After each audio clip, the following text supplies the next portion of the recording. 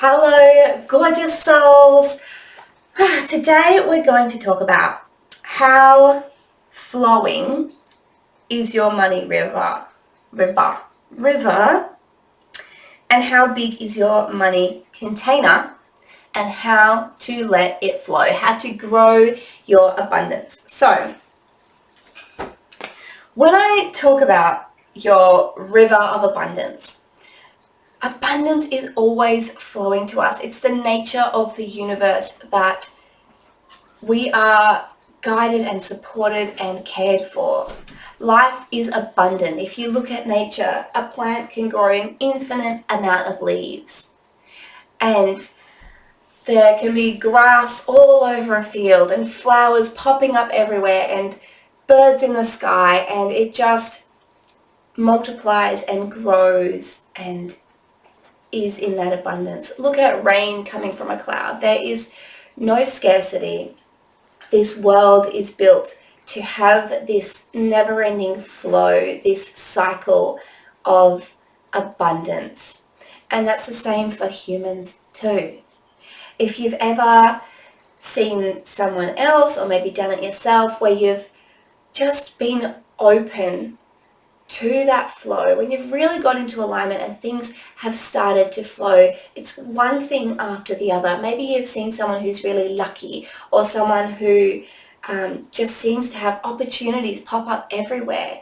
Or it might have happened for you where there's synchronicities and maybe you're manifesting money left and right, or just things are happening for you. It really feels like you're in the flow of life, and it is an amazing feeling.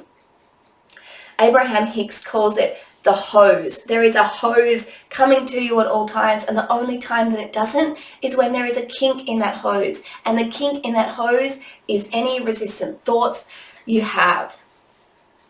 So I look at it like this river. It's a river flowing to you, and one of my favorite mantras of all time is I stand in the flow of abundance, or money flows to me, or I stand in this river of abundance where, I was going to say where abundance flows to me, but I don't want to say abundance twice. It's not as catchy. So I stand in the flow of abundance. Abundance flows to me, or I stand in the river of abundance, however you want to say it. But it's getting to that feeling of like, wow, everything is just flowing to me, and I just need to allow it to happen.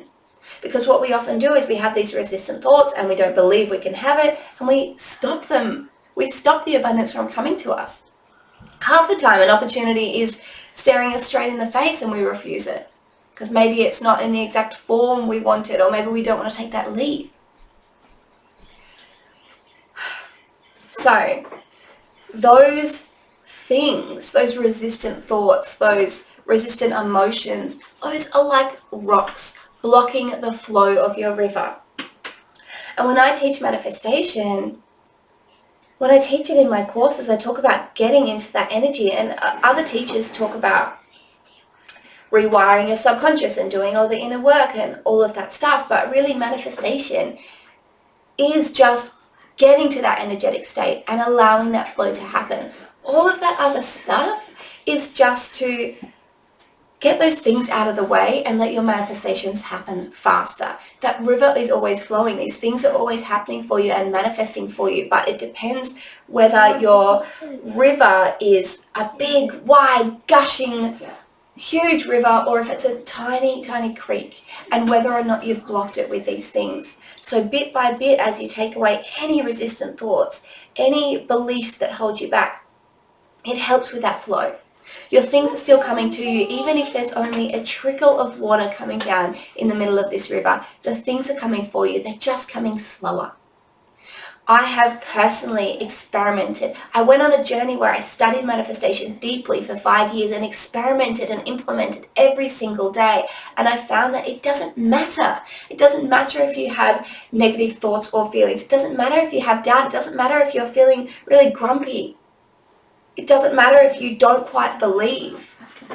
If you can get to that energetic state where you're allowing and you're saying, okay, this is going to happen no matter what. This is flowing to me because the universe is bigger than me, and the universe can gift me what I desire and guide me towards what I want without me being fully 100% cooperative, just like a parent can guide a child who doesn't know how to get what they need or know how to get to the thing that they want, or doesn't want to cooperate. They want to go to the playground, but they won't put their shoes on.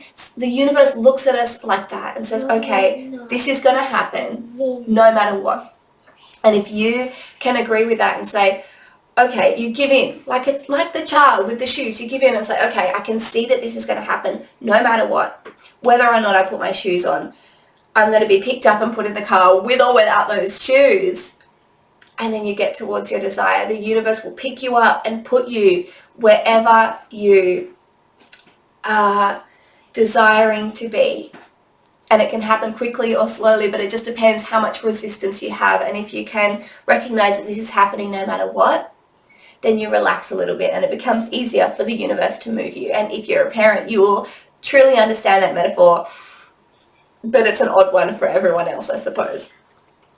So you can expand your river through that belief and that knowledge that the universe is here to support you. And I think it is valuable to do visualizations of this, to take that mantra, I stand in the river of abundance, or abundance flows to me every day, because it gets you to that feeling and it expands you just like the expanding river. And if you add that visual, that's powerful. You can feel all the things that you desire flowing to you, and you get into that state of surrender and allowing, which is that manifestation state, that manifesting state. And you just start to allow things to happen. So you can do that work and you can remove the rocks, or you can expand your emotions over any negative feelings, negative beliefs, limiting beliefs that you have. Expand your feelings and your river over them and they will flow over the rocks. I'm loving this metaphor I'm coming up with because I've been trying to explain what other teachers don't seem to explain, that it's not necessary, like you look at The Secret and they say it's, what do they say? It's beliefs plus, I don't know, most people say it's beliefs plus feelings. Is that it? And I say that, yeah, it is. It's your thoughts, your intentions, your expectations, because all of those create the intention. Plus it's your energy, which includes your emotions, and includes your thoughts, and just includes your physical energy level. But I've been trying to articulate how you don't need both.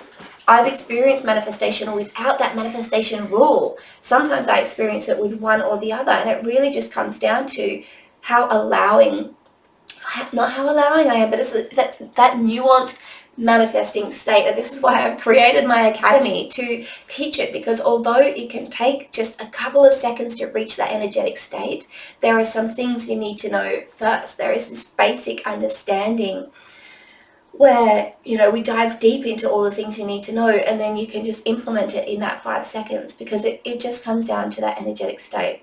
And if you have just the energy without those beliefs, you have those limiting beliefs, but you can use that energy to expand and get into that state of already having it, you can overcome any limiting beliefs. And if you have the belief or the intention, if you have the intention that it will happen without the emotions, you can manifest if you're feeling negative. I have done this. I have felt grumpy and even kind of disbelieving, but I've set an intention that it's going to happen anyway. Stop whistling. Thank you. I have kids in the room and they agreed to be quiet. Whistling does count as noise. Alright, I'll be finished soon, kiddos. You need to be finished now. Okay, kiddos. Okay, I'm going to get on with the podcast for all of you listening. And now that we've got that river analogy, I want to talk about the container for abundance. I'm just going to pause it for a second and deal with these kiddos, and then I'll be back. All right. Sorry about that. Usually in the mornings they ignore me for a good hour, and potter about, but clearly because I'm doing something, it's a little bit too interesting. Your container for abundance. And I first heard this from Denise Duffield Thomas, but I think I heard it somewhere else first, so I don't know who first came up with it. But everyone has a different energetic container for abundance, and we don't really know that we have this, but when you do this exercise, the camera's a bit blurry, when we do this exercise, we realize what our container is, and it's very eye-opening. So I want you to think about energetically, how big is that container for abundance? How much abundance do you feel can come to you? And this is kind of like Amanda Francis's energetic set points. It's what you believe is possible for you. Are you a person who always has more than enough? Are you a person who has just enough? Are you a person who's always just a little bit behind in the bills or just a little bit in debt? Everyone has that set point, and it might be like, oh, I would only get 2 weeks behind in my rent, but I'd never be 4 weeks behind. Or it might be I would get $10,000 in debt, but I'd never get behind that. Or it might be I always pay the bills and I just live paycheck to paycheck. Or it might be I always have a little bit of money in the bank. Or it might be I always have a great safety net. I always have $10,000 in the bank. Or it might not even be a monetary thing. It might be I always have more than enough in my life. Or things always flow to me. Or I only have shitty secondhand things. My container for abundance when I was living in a crappy 2-bedroom outdated apartment with my kids was that I'm always cared for. I always have enough. I always have just a little bit more than I need. I have some money in the bank and I had secondhand furniture and a secondhand car, and that's where my energetic set point was at that time. That I'd always be cared for, but I wasn't having more than enough. I wasn't having the things that I truly desired, but I was comfortable. I was fine. So when you think about that, translate that energetically into your container for abundance. Have a think about what your container's like. Is it a cup? Does it feel like you have a cup of abundance and that's how much abundance you can have at one time? Does it feel like you have a bucket? Do you have a football stadium? How big is that container? Football stadium would be nice. That would be, and I know teachers, I was talking about Amanda Francis, and I feel like she has like this football stadium of abundance. That container for abundance is huge, and it can just fill all the way up. It's always flowing. I love her energy. How big is yours? I haven't done this in a while. I need to think about how big mine is. And then when you've got it, I want you to think about that river for abundance, but we'll translate it a little bit, maybe more like the hose from Abraham Hicks. How well is that flowing? Is the tap all the way on and it's just flowing, filling up your container? Or is it coming at a steady pace? Or is it a tiny, tiny drip? Is not much coming in at all? Is it coming bit by bit and you feel like you're waiting for your cup to be filled, or for your container to be filled, or for that abundance to reach you? And then I want you to think about if there's any holes in the bucket. Do you feel like money is just going to flow away from you? Do you feel like it's just coming straight out the bottom? And then what we can do is we can energetically, mentally seal up those holes and seal out energetic leaks and say, okay, the abundance that flows to me, I get to have that. I get to have that abundance and let my cup be filled. I get to fill up my bucket. I get to fill up my, I don't know, a trailer, or what's a giant container? If you have a container the size of a house or something, take away those leaks and you get to fill it up. Then turn on the tap more. Imagine if your abundance was just flowing. Maybe you have a giant fire hose, or like one that's, you know, for a giant, if giants existed. Like, imagine this giant hose and it is just flowing and filling up your container for abundance. How would that feel? That would feel amazing, right? So these visuals are a really great tool, because imagine if you did this regularly. If you brought this into your life, maybe even bring it into those evening and morning routines, and sit down and have this visual of, actually, my cup, I'm going to have a bigger container for abundance. I'm going to grow it bit by bit. I'm going to take that cup and say, actually, you know what?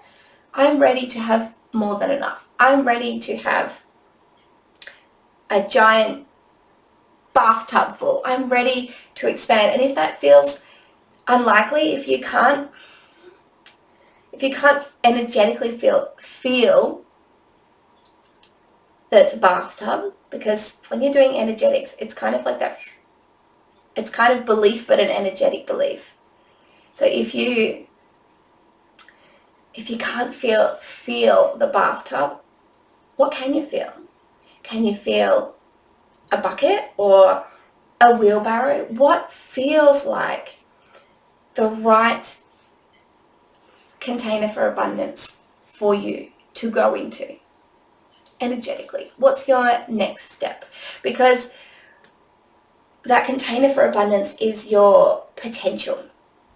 With Amanda, I just forgot her last name. With Amanda's book, Riches F, she talks about these energetic set points and expanding into them. And when I read that book, I was stuck at an energetic set point. I was stuck at a certain amount, and my energy was, I just can't get up to that next amount that I want. I just can't get there. I'm waiting for it. Bills keep coming. It was, as soon as I read the book, I was like, duh, like, I've done this before. Why am I hadn't noticed that I was in that energy. And I thought, okay, I'm going to try Amanda's method of just stepping up to the next energetic set point and saying, this is my set point now. And getting to that feeling where it's like, oh, that's odd that my money's below that level. It should be here. This is my energetic set point. This is what I'm energetically available for. And feeling like it will bump back up, like a cork held under the water will float back up to the surface. And I'll talk to you in another video. What have I called it? The major mistake that I made that was keeping my savings small. When I've got that video up, watch that one, because I talk about the first time I realized I was doing this. And it made so much difference. But sometimes along the way we can forget to use these tools, so it's great to have a reminder. But you can increase your energetic set point. That is my point here. And it's that abundance container. How much am I energetically available for? So we expand the container before we necessarily increase the abundance. So if you have a bucket and that bucket is being filled and it's full all the time and there's no holes in it, but you want more, you want to have more than enough, you want to expand that container because that bucket's full, but you want to expand your life. So we expand that container into a wheelbarrow, and so you're getting as much as a bucket, you're getting all that abundance flowing in. Well, now that the container's bigger, we can allow more abundance to flow in, is what I'm saying. So we can expand that container. Identify your container, expand it, make sure there's no holes, then increase the flow, and that flow is related to that other metaphor I was talking about, the river as well. How big is your river?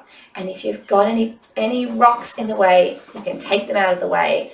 If not, just expand the flow, increase the flow, and then it will go over those rocks. Now, for those of you on the video, I'm sorry I kept looking down to the microphone. I was tuning into how I was speaking to you guys. I will work on that because I would like to have more eye contact with you, but that talk I was just doing was so energetic. I was kind of going internal a little bit because I'm a very visual person. Hold on. I'm just finishing this up. So I hope you got something out of this episode because I really loved it. I really love the visuals and I love the energetics. I would love for you to, if you're on YouTube, comment below. Let me know what your container is. Let me know what your river's like, and maybe let me know what you want to expand into. And if you're on the podcast, I would love if you leave a 5-star rating and a review, and who knows, maybe in the review you could tell me what container you're expanding into as well. So I will see you in the next episode, guys. Mwah, mwah, mwah, mwah, mwah. Bye.